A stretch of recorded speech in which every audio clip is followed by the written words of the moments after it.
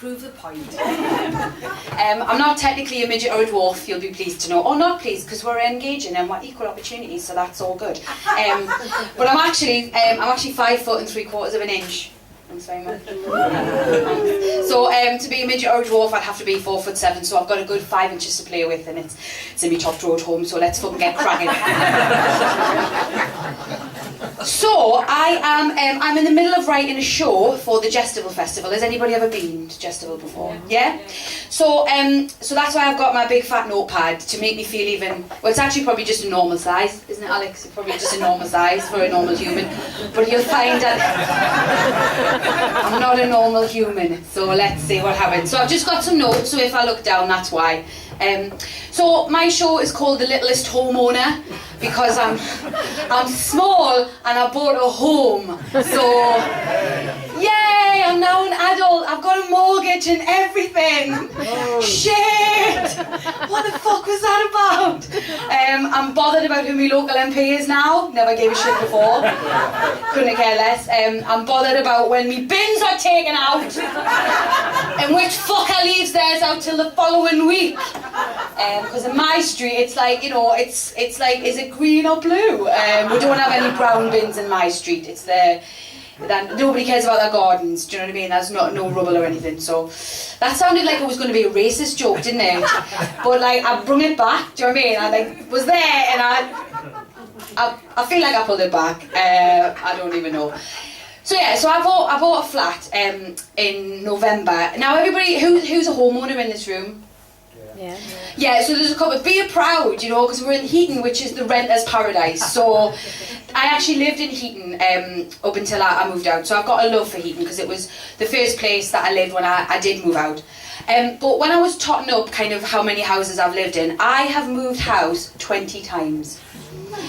In 13 years. I'm officially on the run, according to the DVLA. They must just get my driver's license and be like, is she moved again? She's only moved 4 miles away. Yeah, she's definitely on the run. Alert the tax man. But like, it's, you know that thing on Facebook that like on this day little thing, or like the time hop app that like takes you back to a couple of years. And there was a period a couple of weeks ago where every day I'd moved house a year, 2 years, 3 years, 4 years ago. And I was just like, Jesus Christ, I have moved a lot. I love a flat pack, what can I say? I do. I love me a trip to IKEA, because that's what we do now, we go to IKEA. So yeah, so the show is basically about all the houses I've lived in, all the different people I've lived with, of which there are 22.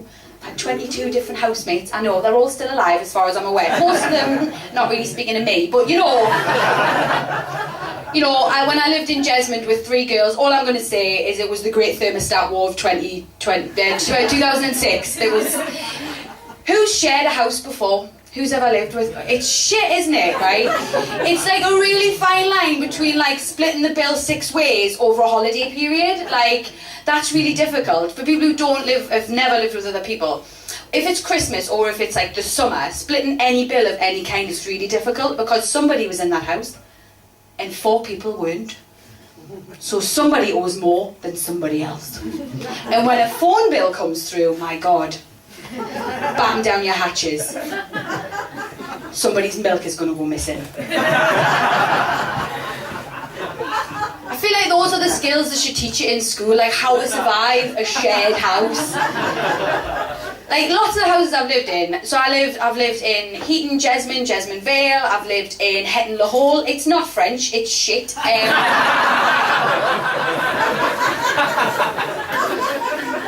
I've boomeranged back to my mum and dad's house 4 times, each time getting progressively worse for my slightly OCD, probably on the autistic spectrum father, who doesn't like change. So when I come home, I'm like, hiya, heart's broken again, what are you gonna do? Not drop the pans, according to my dad. So my dad's, it sounds really weird, that sounds like code, it's not. I moved home and it was awful. Like I was living with who I thought I was going to spend the rest of my life with, and he just didn't love us anymore, which felt amazing. So I moved home, and you know, I was really lucky because my mum and dad were like, you know, they're in the region, they live in Newcastle, so I could pelt home like a Like I needed to.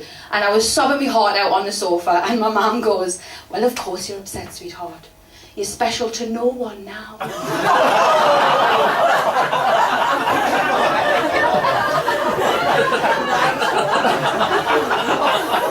And apart from me dad going, do I need to have a word with him? No, Dad, I don't think you can beat him into loving us again. I don't think. I think that's how it works. But my dad he was alright with us for the first 2 days. Like, I'd been with this guy for 4.5 years. Like, we planned an imaginary wedding. I knew what our, like, imaginary children would be called, and the secret nickname I would call his mother when she was my mother-in-law. All of those things had been planned, and then they just, like, ripped away from us. So I was quite upset one day, and I was, like, trying to make me tea in the kitchen, and I dropped a pan. Now, my dad is really noise sensitive. We had to take out the ticking clock from the living room because he couldn't fucking bear it, right? That's the level I'm talking about. So I dropped a pan in the kitchen, and about half a mile down the hallway, he sticks his head out the door like... What the fuck was that? Dropped a pan, I can't... Life is shit. He's going, don't do it again! Didn't speak to us for 3 weeks. So...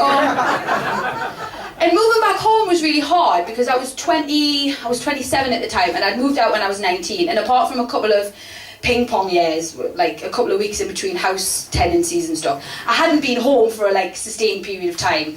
And all three of us, me, my mum and dad, realised that we're not great housemates. Like, we're not a great combination.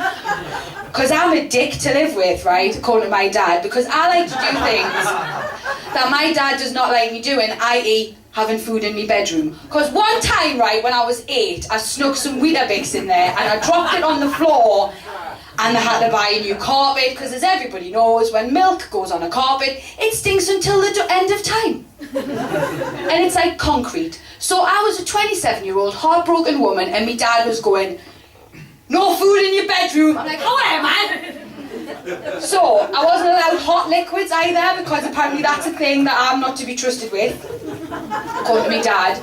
So I wasn't allowed hot drinks. But like, I'm a bit of a rebel, so I was like, right, I'm going to try. So I would wake up, so I would go to bed with like a hot drink. Yeah, fucking rebel, right? That's what I've become. Fucking hot drink. So I would take a hot drink into my bedroom, and I would like try to leave no trace, right? So I would put like one of my books underneath it and keep it there. And then I would wake up early, like set my alarm at 6 o'clock, so I would have time to go downstairs, turn the alarm off, clean the cup, wipe down the sink, because he's that guy, right? And then put it back in the secret cupboard so he would never know. And I thought I was fucking nailing this, right? Until I realised what my life had become, which was essentially hiding behind my brother's old bedroom door because I was allowed to move up in the world because he'd fucked off. So I got the bigger bedroom. That's what happens when you go through heartbreak in my family. Like, I mean, nobody loves her, but we'll give her the bigger bedroom. So I was crouched there with this fucking cup, and I was like sneaking downstairs, and my mum was waiting in the kitchen. She was like, your father knows. Fucking hell! So, as soon as I could, I found somewhere to live on my own, and it was the first time I'd ever lived on my own. Has anybody lived on their own before? It's amazing, isn't it? It's totally class. Do you still live on your own now? Yeah. I just sensed it, right? I just felt it from that over there. Do you do the naked dance? Because everything wobbles, it's amazing. It's great. You're just like... And nobody can judge you except my neighbours, because I'm an exhibitionist, so I keep my curtains open. That's it. So I moved to West Allotment. Does anybody know where West Allotment is? Yes. It's North Tyneside, isn't it? It's stabby. It's a bit fucking stabby in West Allotment, isn't it? Yeah, well, I lived in the shit end next to Northumberland Arms, right? I lived like, yeah. He's laughing because he's like, it's just still alive! So I moved in there on the Saturday, right? And my dad was like fucking cheering from the rooftops. He only rang us to say I'd left me insulin in the fridge. That was the only reason he called us, because I'm a type 1 diabetic, which was hilarious when I first moved out when I was 19, because my mum did not want us to go. She really didn't. Unfortunately though, she'd raised me not to be a diabetic kid. She'd raised me to be a kid who happened to be diabetic. So, you know, more power to Mama Scott, bad when she was saying us leave. So she would say things like, well, what happens if you have a hypo at the top of the stairs, fall down the stairs and then die? Then you'll be sad. Like, I don't know. Because it doesn't happen here, Mum, so why would it happen there? Well, I don't know. I'll go and think about that. So I lived on my own, and I was like, the first night I moved in, I was lying in bed, And all of a sudden this couple were having an argument, and it sounded like they were having an argument in my living room. So I like got up, found me hammer, because I'm fucking born and bred Benwell, right? I know where me hammer is, right? And I was like, because it was just a one bedroom flat, so literally you open the door, you're in my living room, then there was my bedroom. So I was like creeping around, like, where are these women, where are these people having an argument in my house? They were outside, double glazing my fucking arse, I tell you that. So it turned out in the year and a half that I lived there that this was actually a regular occurrence with this couple. They would go out on a Saturday night, get fucking rat-arsed at the Northumberland Arms and have an argument right outside my front door. She was a bastard bitch, he was a fucking cunt. I mean, what can you do? But the pair of them were messy buggers because they would leave glasses on my windowsill, so I wasn't happy. But I lived on my own for the first time, and it was really empowering, it was amazing, except then I went to IKEA. Has anybody ever gone to IKEA on their own? Yes. Yeah, it's really hard, right? Because furniture is heavy, right? Now, I don't want you to think that, small woman, dainty, I'm not. I think we can agree I'm not fucking dainty, right? Partly because I inherited Papa Scott's thighs, right? Could crush a man, that's all I'm saying. Don't think right? So I've carried IKEA furniture before. Even though it was the first time I lived on my own, I had built IKEA furniture. I'm an IKEA ninja, that's all I'm saying, right? Be jealous, fellas, be fucking jealous, right? I've got my own toolbox, that's all I'm saying. So I went to IKEA and I found this beautiful wardrobe, right? Now, it was lovely. It was, had glass panel in it. That's important to remember, because glass is heavy. That's all I'm saying, right? Just remember that, glass, heavy. So I chose this and I was like, oh, it's quite difficult to get off the shelf. So I was just in IKEA, like, trying to... If I was a truck, I would have had beep, beep, beep. This vehicle is reversing on the back. But I'm not, I'm a person, so that didn't happen. So all that happened was IKEA came and helped. So, that's fine. So I managed to get it in the car, and then I drove it to me flat. And then I realised, IKEA is not here to help. It's just me. What the fuck am I going to do, right? So I had to use the power of physics. So I opened my little boot, and I'll have to mind this because it's a physical piece. So I don't really need that, let's be honest. So I got it out, the wardrobe still. I haven't gone into blue material yet. So I got it out. Now this wardrobe is twice my height, which I know is not difficult because I'm a tiny person. We've established that. But it was quite windy as well, so I decided I'll walk it up the street, right?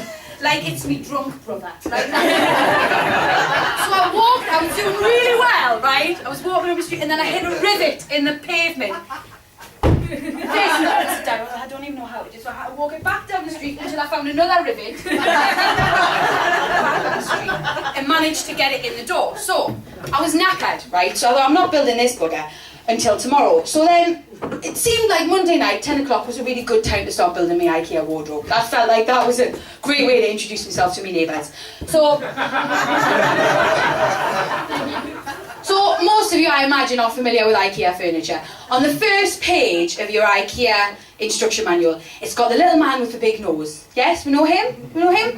Now, because it's a wardrobe, and IKEA want you to screw it to the wall, they've got the little man being crushed by said wardrobe if it's not attached to the wall. And I was like, I don't have a ladder yet. That seems excessive. It's just me. I'll be right? So I go, I just won't put the feet on. That'll be all right. I'll just make the wardrobe without the feet. Happy fucking days, right? So I'm banging away, still on the wardrobe. I'm still single, remember. I'm not banging anything but my wardrobe at this point. And I'll manage it. Now this wardrobe has got hinges. Now I'd never done hinges before, but I was like, fuck it. I'm an independent woman. Let's just see what happens. Turns out I put one really high and one really low, so that wasn't a great thing. And then my low door scraped right across my laminate flooring to make a lovely little semicircle. It's like, I don't think the landlord's gonna like that. So I went back to my instructions. I thought, I'll put the feet on, it'll be fine. Yeah, you can never go back, right?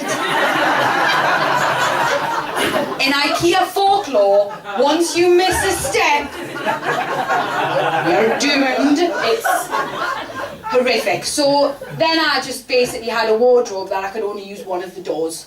But I was like, I've made it myself, it'll do! So I made an IKEA wardrobe, that's a bit shit. And actually that survived 12 moves, so I think I did quite well with that. Yeah. It was quite good, yeah. Just see how I'm doing on my time. Got a little bit longer, I think, yeah. So, what else? I was going to tell you about... I was going to tell you about that. I told you about that. That was quite good. Oh, I'll tell you about when I did live in Hetton-le-Hole, the place that is not French, but it's just shit. So, the reason I moved to Hetton-le-Hole is because I decided to like fall in love with a lad from Hartlepool, which it was a bad idea. It was written in the stars that going out with somebody from fucking Hartlepool was a bad idea. So he had kids, and so we decided we would live in the middle. I was still working in North Tyneside, he was in Hartlepool, so we decided Hetton is in the middle. It's not in the middle. It's not in the middle of anything, except my worst nightmare, right? So not only did he come with 2 children, he also came with 2 cats and 2 dogs, right? Now I'd gone from living on my own to that, right? 2 cats, 2 dogs, 2 children. It was like going out with fucking Noah. It's not a happy arc, what can I say? It was fucking atrocious. But the worst thing is, I was just so, like, he was so different from anybody I'd ever gone out with before. So when he was like, let's live together, it didn't even enter my head that I didn't really know him, because I met him in the December, I started going out with him in the January, moved in with him by the March of the following year. So I've been going out with him for 3 months. 3 months, and then was like, yeah, let's live together, that feels like a great idea. Oh, I didn't know you were a cunt. Oh,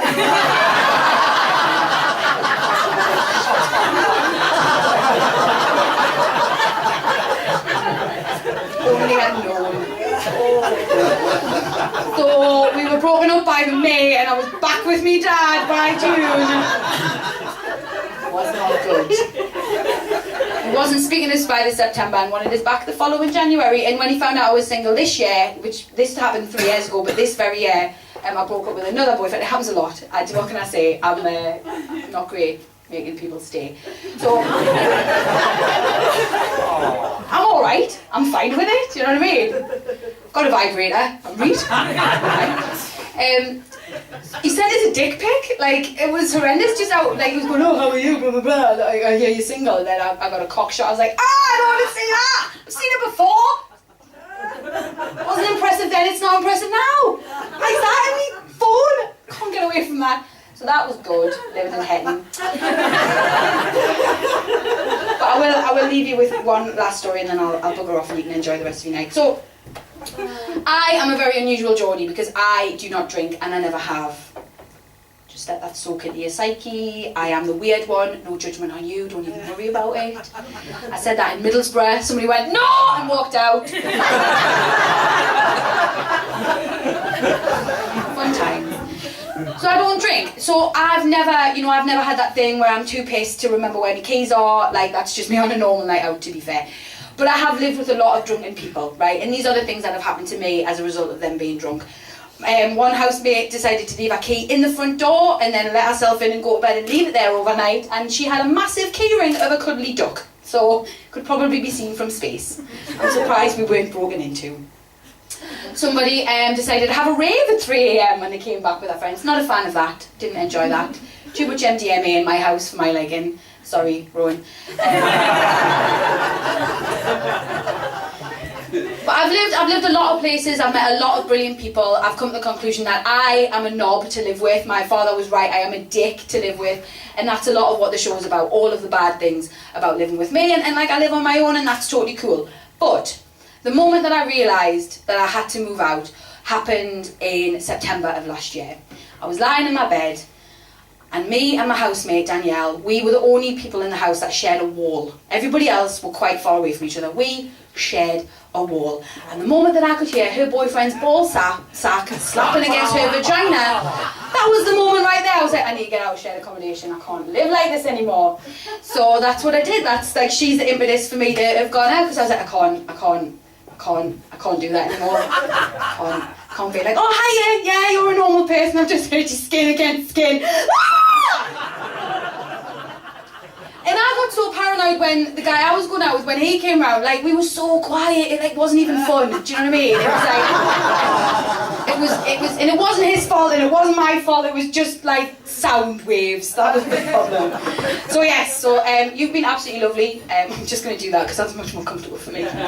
You've got a fabulous headliner and a brilliant night ahead of you. Thank you very much. I've been Catherine.